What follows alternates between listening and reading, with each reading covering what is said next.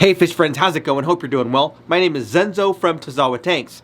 Now, if you have been watching a few of the recent videos, you know that we did a remodel in this fish room, and it probably looks a little bit different now than it did a week ago when you last saw the fish room, because there's been some changes down here that I'm going to talk about today. So the big change down here that I made is that I kind of dressed up the aquarium stands. I covered up the concrete blocks and dressed them up to look a lot nicer, and it really looks like a real kind of gallery down here, so I really do enjoy that. So what I want to do is I want to talk a little bit about these stands, talk about why I think they are the best aquarium stands available to most people, and tell you guys how to dress them up so that they can look a little bit nicer than kind of their standard concrete form. So if you haven't guessed by now, yes, we are talking about making aquarium stands out of concrete blocks and wood, whether it be 2x4s or 2x6s, large 3/4 to 1 inch pieces of plywood, etc.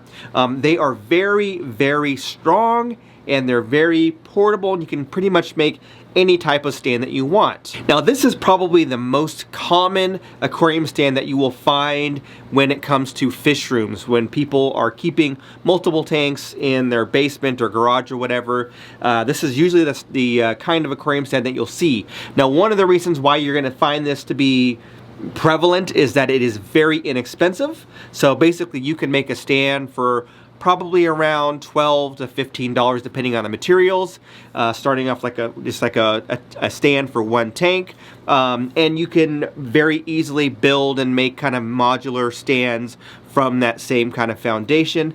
And then the other reason is it's very easy to make a change. So if you decide that you want to have a stand that holds maybe 4 40 breeders, then you decide that you're going to do 2 75s and 2 20s, and you need to move some things around, it is really easy to do. Basically, all you need to do is move around some concrete blocks and have different lengths of 2x4s, etc. Now, I have gotten a lot of comments about my stands over the years, and then most recently with everybody watching the video, talking about how they think these might be unstable. Now, not only am I using these stands, but I have seen these stands used throughout the country, here in the United States, with many different people using these stands. They've made videos on how to build them, etc. And some of you have commented on the fact that I live in an area that's kind of prone to earthquakes here in San Francisco, California, and that maybe this is not the best idea for a stand in San Francisco.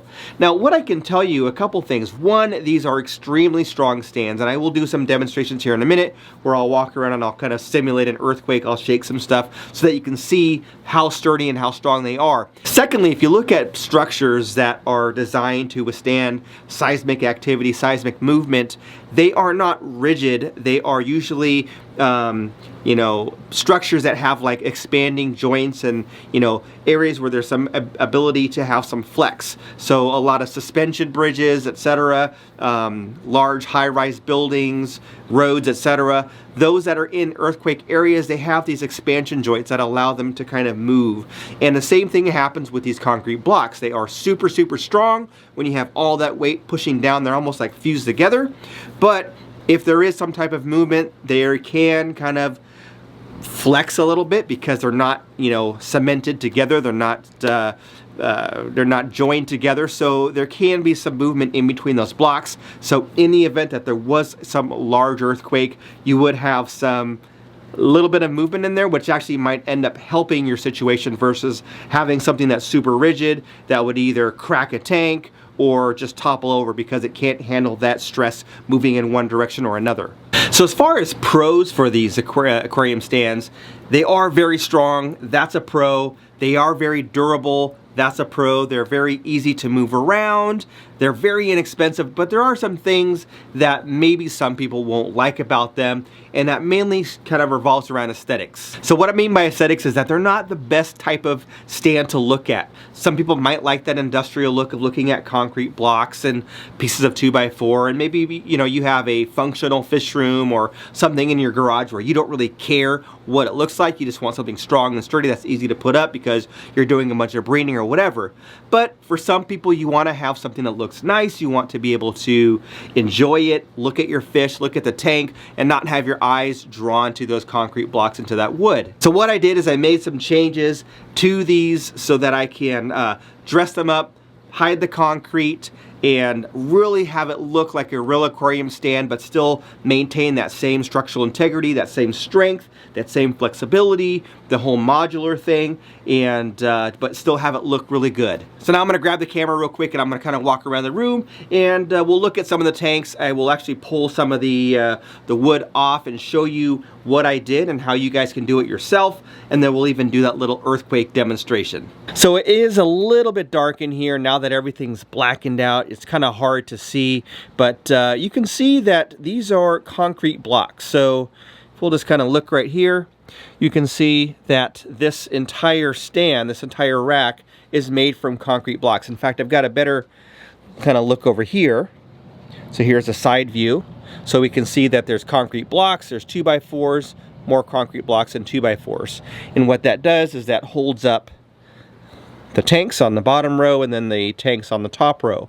So what you may have noticed before when you were looking at my fish room is that all the fronts of the concrete blocks were gray. They were not covered up, so you would see the wood, you would see the concrete blocks, and it wasn't ugly, but it did look, it just didn't match this fish room now that we've, you know, upgraded and we've blackened everything out and put in, you know, nice stuff in here. We've really dressed up this fish room, so the concrete was exposed and it didn't look great, to be honest with you, in my opinion. Maybe you guys think differently. So what I did is I took some 1/2-inch plywood and I basically made faces that I was able to screw into the wood and cover all the concrete blocks. So if you do build these stands, which are very easy to make, and I'll put a link down below on how to make them, you can very easily dress them up by just getting some 1/2-inch plywood, covering up the face, and painting it or staining it whatever color that you want. And you can do the same thing with the wood that goes on top. So that way you can kind of have a nice looking aquarium stand and not have to stare at a bunch of concrete and stare at a bunch of wood. Now, I want to show you kind of what it looks underneath, because there are a few access panels. So, like for example, I need to be able to get in here. There's a filter in there. I have to be able to get under there because I have storage down there. And the same thing over here. So underneath I have storage. And that is my access to get back to the electricity and everything. So I have to be able to remove some of these. So I'll just show you real quick. We'll start with this one here. So behind this, let me just grab it.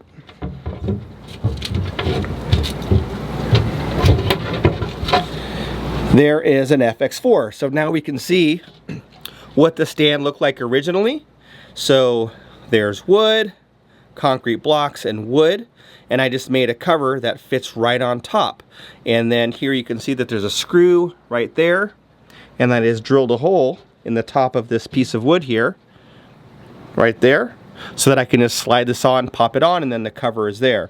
So I did the same thing for down below, and I did the same thing for these over here. So if I need to get in there to access electrical, I can just pop that off real quickly, crawl into there. Same thing with here. I've got like stuff, you know, just aquarium parts and stuff stored underneath. So I can just pop off that whole 8-foot panel and be able to remove my bins that are underneath and then pop it right back on. So it looks clean, everything's hidden. And then the other thing that you want to make sure of, because you're in a fish room, is you want to make sure that you do leave a gap so that you're not putting wood directly on the floor. Just in case you do spill, overflow a tank, whatever, you want to leave about 1 inch or so, so that the water doesn't touch the wood if there were some type of accident. So anyway, it looks a lot better. I mean, obviously you can still see the concrete when you look at it from the side, which is okay. I mean, I'm not trying to hide the fact that I'm using concrete blocks. I just wanted to dress it up a little bit and make it look cleaner. So instead of looking at this all the time with concrete blocks and wood, we're now looking at nice faced stands. Now earlier I had mentioned that these things are kind of modular. You can kind of move them around as needed. So a long time ago, or actually not that long ago, about a week and a half ago, this tank was a lot lower. It sat down like right about there. And when we did a remodel, we decided to make this all one level between this 75 and that 90 and that 40, etc. So we had to raise this tank up about maybe about 1.5 feet or so. And all we needed to do was buy some more concrete blocks and raise the entire tank up. So all we did is we bought 6 more concrete blocks. So 2 there, 2 for the middle, 2 for the end. And then the entire stand went up about 16 inches or so, give or take. So anyway, very easy to make any, some changes, and then we were able to add a 20-gallon tank below. And then of course I've got the FX4 down there. So yeah, very, very easy to move things around, make changes to kind of fit your needs. All right, now for the earthquake test. Don't try this at home, but I'm gonna give it a pretty good shake. Now, if you don't know what it feels like to be in an earthquake, it's hard to describe. The ground shakes, the ground can roll. It's usually pretty quick, and sometimes it's kind of quick and jarring. Sometimes it's kind of slow and gradual. I've been through a lot growing up, in the Bay Area, San Francisco Bay Area, my whole life, and living here my whole life. So anyway, I'm going to give this a little shake for about 5 seconds and show you that these stands are quite strong, and I am a pretty big, strong guy, and I'm going to give it a pretty good shake here.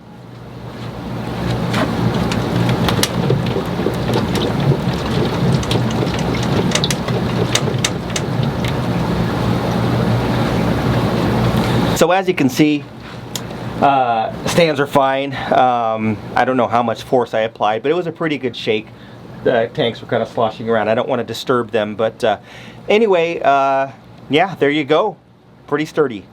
So as you can see, these are very easy stands to build. They're very easy stands to move around if you decide that you've got to make a change, which I talked about when we actually raised a 90-gallon and put a tank underneath. And you can make them look good. They are strong, as you saw. They can withstand, some movement. If there's an earthquake that's strong enough to knock over a stand or knock over a fish tank down here, a couple things. One, that is going to be a significant earthquake. Now, here in San Francisco, I've been through many earthquakes, obviously, big ones, small ones, and everything in between. And these fish tanks have been through some pretty good earthquakes as well, so haven't had any issues. And then also, I do carry an extra insurance policy, so in the event that something does happen and it is a bad situation where something falls, I do carry a special insurance policy that covers these breakables down here. But if there is something that's that strong that it is going to topple these stands and these tanks, then I'm probably having some issues with this overall building as well, so I'm not overly concerned with just the fish tank. I would love to hear your comments, read your comments down below on if you've ever tried these concrete aquarium stands. A lot of you may have seen from a few years ago when Corey from Aquarium Co-op ended up building his entire fish room using these, and kind of took you through a step-by-step process. And what I'll do is actually I'll go back and try to find that video. It is several years old, and maybe I'll put a link of it down below so that you guys can see the whole process, because Corey takes you through every step. So I'll look for that video. But anyway, I'd love to read down below in the comments what you guys think as far as these stands. Have you tried them before? Do you like the way they look now versus the way they looked before? Anyway, if you like this video, give it a thumbs up. Don't forget to subscribe to this channel if you haven't done so already. Hit that notification bell and all that good stuff. Oh yeah, and I do have Tazawa Tanks t-shirts available on my website, which is www.tazawatanks.com. So I've got black ones and gray ones. I might be doing some different color runs down in the future. So anyway, thanks for watching. Catch you on the next one. And then real quick before we go, I did kind of tidy up this little back area that I talked about in the last video. So you can see there's a shelf there now, kind of displaying some of the products from sponsors, etc. And I got some artwork, whether it's from fellow YouTubers, fans, etc., that I hung up. So anyway, yeah, just a cool little corner where I can, feed my fish, show some of the product. Got my usable sink there, which I love.